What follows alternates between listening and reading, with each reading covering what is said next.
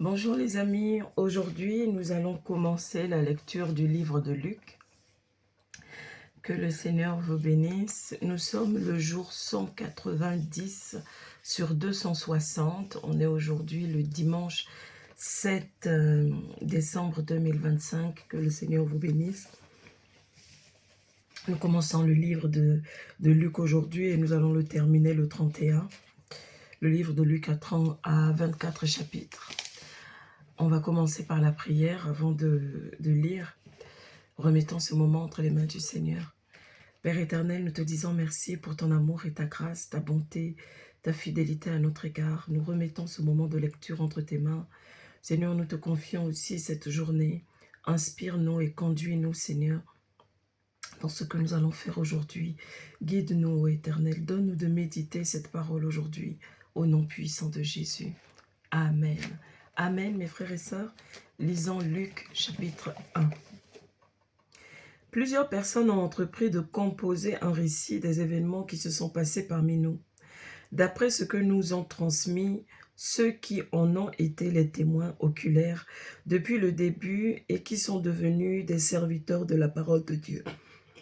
J'ai donc décidé à mon tour de m'informer soigneusement sur tout ce qui est arrivé depuis le commencement et de te les exposer par écrit de manière suivie, très honorable Théophile. Ainsi, tu pourras reconnaître l'entière véracité des enseignements que tu as reçus. Il y avait à l'époque où Hérode était roi de Judée un prêtre nommé Zacharie qui appartenait à la classe sacerdotale d'Abia. Sa femme était une descendante d'Aaron, elle s'appelait Élisabeth. Tous deux étaient justes aux yeux de Dieu et observaient tous les commandements et toutes les lois du Seigneur. De façon irréprochable, ils n'avaient pas d'enfants, car Élisabeth était stérile, et tous deux étaient déjà très âgés. Un jour, Zacharie assurait son service devant Dieu. C'était le tour de sa classe sacerdotale. Suivant la coutume des prêtres, il avait été désigné par le sort pour entrer dans le sanctuaire du Seigneur et y offrir l'encens. À l'heure de l'offrande des parfums, toute la nourriture du peuple se tenait...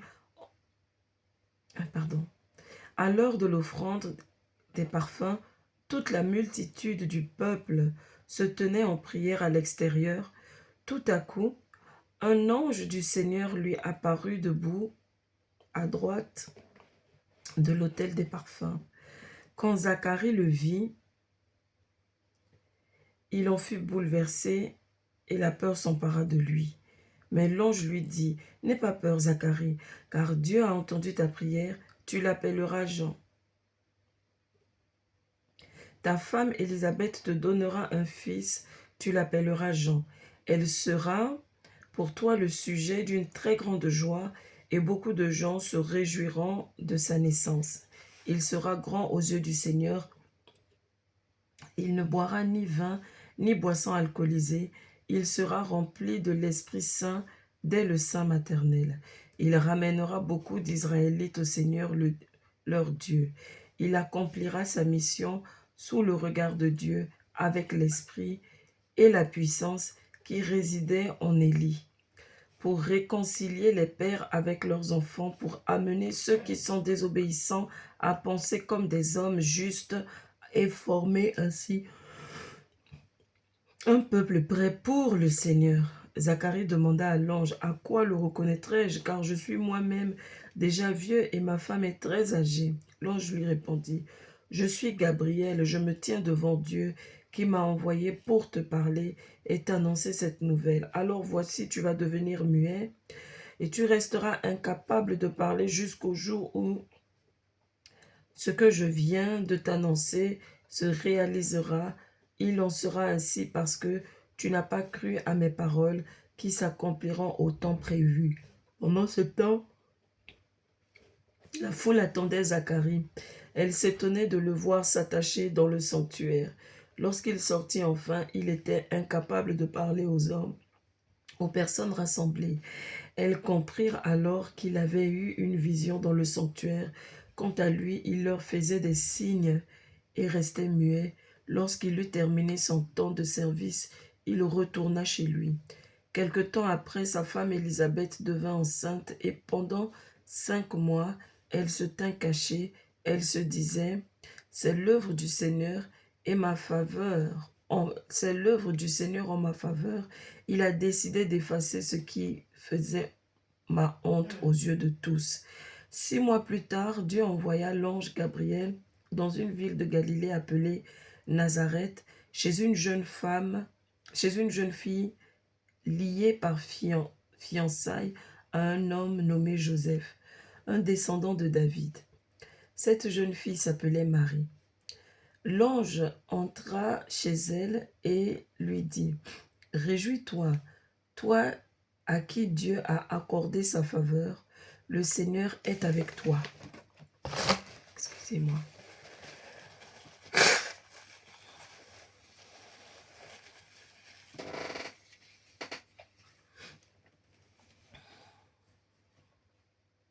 Marie fut profondément troublée par ces paroles. Elle se demandait ce que signifie cette salutation. L'ange lui dit alors, « N'aie pas peur, Marie, car Dieu t'a accordé sa faveur. Voici, bientôt tu seras enceinte et tu mettras au monde un fils. Tu le nommeras Jésus. Il sera grand, il sera appelé fils du Très-Haut.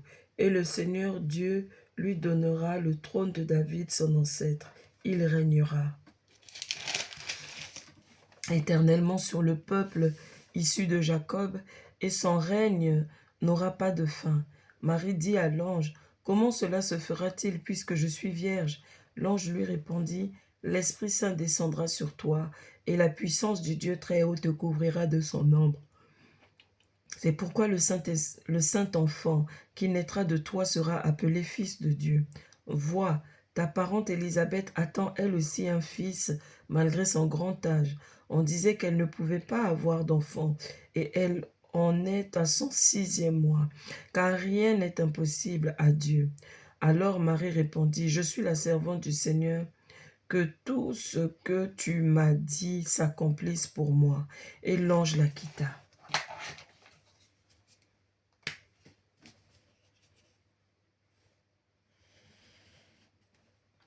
Peu après, Marie partit pour se rendre en hâte dans une ville de montagne du territoire de Judée. Elle entra chez Zacharie et salua Élisabeth. Au moment où celle-ci entendit la salutation de Marie, elle sentit son enfant remuer en elle. Elle fut remplie du Saint-Esprit et s'écria d'une voix forte, « Tu es bénie.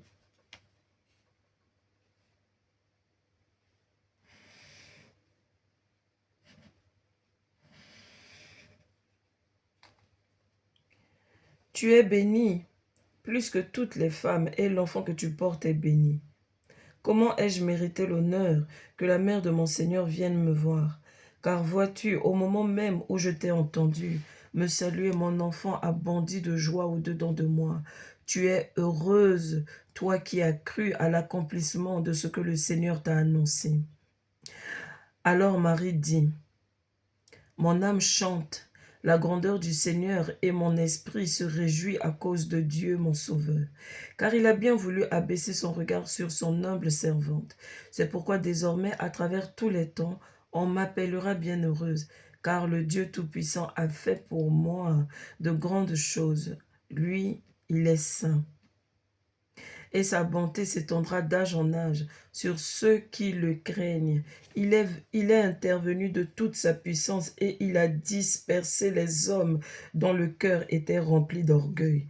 Il a précipité les puissants de leur trône et il a élevé les humbles. Il a comblé de bien ceux qui sont affamés et il a renvoyé les riches les mains vides. Oui, il a pris en main la cause d'Israël. Il a témoigné sa bonté au peuple qui le sert, comme il l'avait promis à nos ancêtres, à Abraham et à ses descendants, pour tous les temps. Marie resta environ 3 mois avec Élisabeth, puis elle retourna chez elle. Le 8e jour après sa naissance, ils vinrent pour la circoncision. Le moment arriva où Élisabeth devait accoucher. Elle donna naissance à un fils. Ses voisins et les membres de sa famille apprirent combien le Seigneur avait été bon pour elle et ils se réjouissaient avec elle. Le 8e jour de sa naissance, ils vinrent pour la circoncision du nouveau-né. Tout le monde voulait l'appeler Zacharie comme son père. Mais sa mère intervient et dit non, il s'appellera Jean. Mais lui, fit-on remarquer, personne dans ta famille ne porte ce nom-là. Alors ils interrogèrent le père par des gestes pour savoir quel nom il voulait donner à l'enfant. Zacharie se fit apporter une tablette et au grand étonnement de tous, il traça ces mots. Son nom est Jean. À cet instant, sa bouche s'ouvrit et sa langue se délia. Il parlait et louait Dieu. Tous les gens du voisinage furent remplis de crainte et l'on parlait de tous ces événements dans toutes les montagnes de Judée. Tous ceux qui les apprenaient en étaient profondément impressionnés et disaient, « Que sera donc cet enfant ?» Car le Seigneur était avec lui. Zacharie, son père, fut rempli de l'Esprit Saint et prophétisa en ces termes. Loué soit le Seigneur Dieu d'Israël, car il est venu prendre soin de son peuple et il l'a délivré.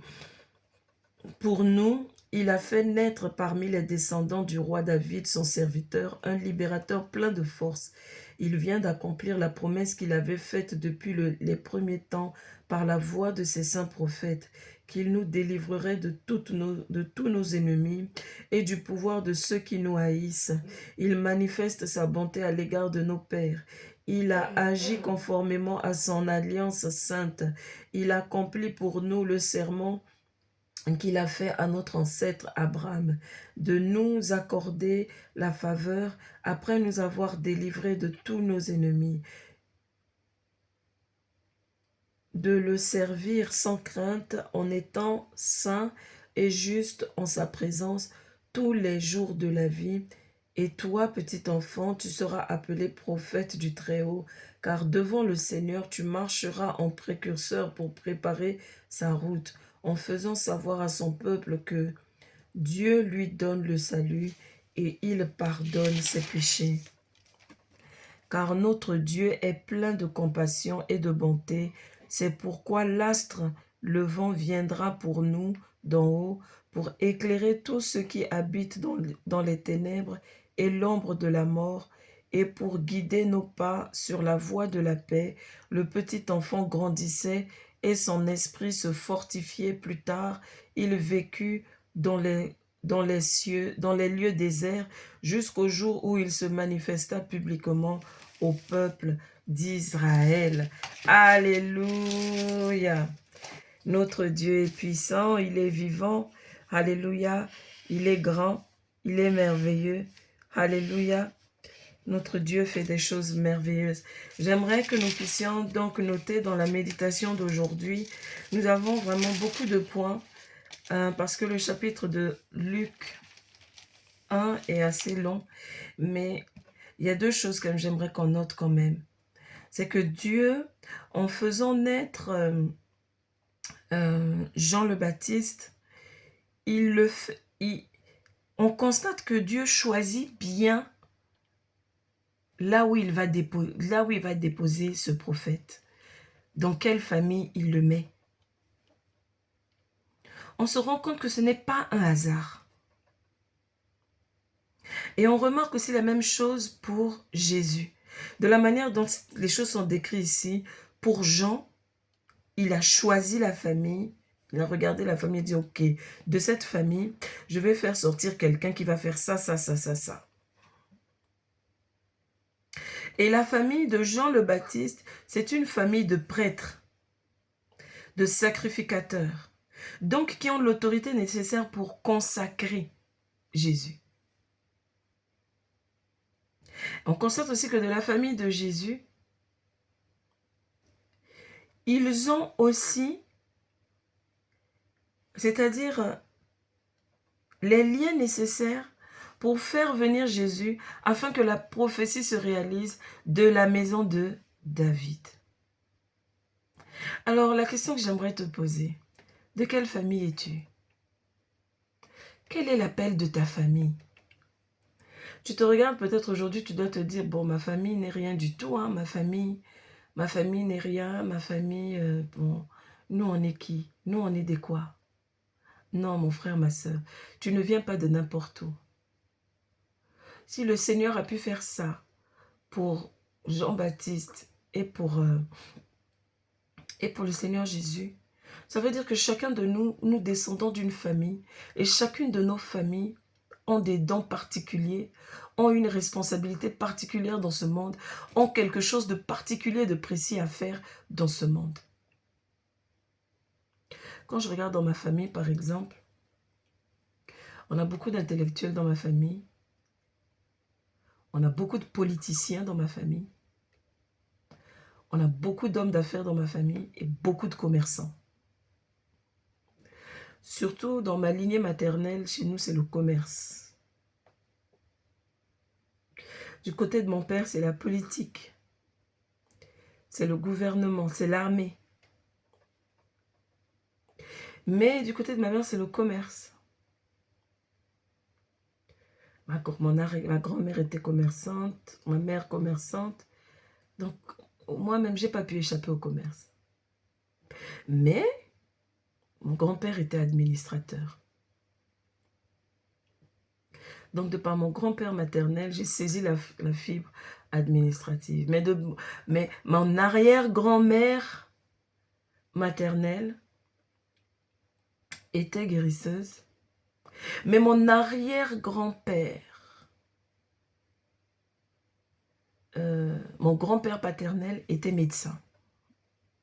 Donc, la médecine coule dans ma vie. L'administration, qu'on le veuille ou non, je ne peux pas y échapper. Ça coule comme ça dans ma vie. Le commerce coule dans ma vie. Les affaires coulent dans ma vie. Donc, tout un mélange là. Donc, vous, mes frères et sœurs, ne vous dites pas que vous n'avez rien ou que dans vos familles, ce n'est rien. Non, au contraire. Il y a quelque chose dans vos familles qui caractérise vos familles. Il y en a qui descendent de familles de voleurs. Il y a beaucoup, beaucoup. C'est-à-dire que quand on regarde cette maison-là dans le quartier, on sait que là-bas, il n'y a que des voleurs qui sortent de là-bas. Il y en a d'autres, oh, là-bas, on sait que là-bas, les filles ne se marient pas. Il y en a d'autres, on sait que là-bas, en tout cas, ce sont des menuisiers. Quand dans cette famille-là, quand quelqu'un de cette famille te prend un morceau de bois, ce qu'il sort de là, c'est fort. Il y en a comme ça. Mais vous savez ce qui est bien? Pendant que je lisais tout ça, j'ai découvert quelque chose de fantastique. C'est comme si le Seigneur soufflait à mon oreille et puis il me disait, tu sais quoi, Kadi? Vous pouvez réécrire votre destin. Même si tu sors d'une famille chaotique, où on vous connaît pour être des descendants des sacrificateurs de Jézabel ou d'Akab, ou des sacrificateurs de Dieu, je sais, c'est vous, des sirènes, des oeufs. Nous pouvons réécrire cela grâce à Jésus-Christ. Grâce au sang qui a coulé sur la croix. Hier, il y avait quelqu'un qui posait la question et qui demandait, oui, à cause des mariages traditionnels, de tout ce qui se fait pendant les mariages traditionnels, il y a même des chrétiens qui font ça, certains pasteurs même le font, les gens ont peur de ne pas faire les mariages traditionnels, sinon ils vont mourir, etc., etc. Les gens ont peur, mais non. Christ peut nous permettre d'effacer ces jugements-là. Il faut juste être prêt à combattre. Il faut juste être prêt à lutter. C'est tout. Il faut juste être prêt à prier. Si tu es paresseux spirituellement, bien sûr, ces esprits-là, si tu ne vas pas leur faire les sacrifices pendant ton mariage coutumier, ils vont te chercher, ils vont chercher à te récupérer. Mais si tu tiens bon à le Seigneur Jésus à la main et que tu ne lâches pas sa main, quel que soit ce qu'ils font, tu ne leur appartiens plus. Amen. Rien n'est impossible à Dieu. Dès que Élisabeth voit Marie, elle commence à prophétiser. Amen. Marie, à son tour aussi, se met à prophétiser. Jean le Baptiste naît. Et pendant qu'il grandit, l'esprit aussi de Dieu fortifie son esprit. Ensuite, Jean le Baptiste se retire pour se consacrer à son ministère, pour écouter Dieu. Quelle merveille! Aujourd'hui, mon frère, ma sœur, j'aimerais que tu tendes l'oreille vers le Seigneur, que tu lui consacres ta vie. Ne te dis pas que tu es mauvais. Ne te dis pas qu'il n'y a rien dans ta famille. Ne te dis pas que tu ne peux arriver à rien. Tu as un destin. Tu as un grand destin que le Seigneur a pour toi. Ne t'éloigne pas de sa parole. On va prier maintenant. Seigneur, au nom de Jésus, à quiconque a écouté cette dévotion ce matin, je te demande, Éternel, au nom puissant de Jésus, de continuer à guider cette personne, de lui donner le courage d'avancer. Non, que cette personne, Seigneur, ne s'éloigne pas de toi, mais au contraire, Seigneur, que chacun d'entre nous prenne courage, malgré les échecs, malgré les difficultés. Tu as un destin pour nous. Tu as prévu un grand destin pour nous. Et ces choses que tu as prévues pour nous, nous allons les accomplir. Au nom puissant de Jésus-Christ. Amen. Amen. Que le Seigneur vous bénisse. On se retrouve demain avant 7 h du matin. Bye.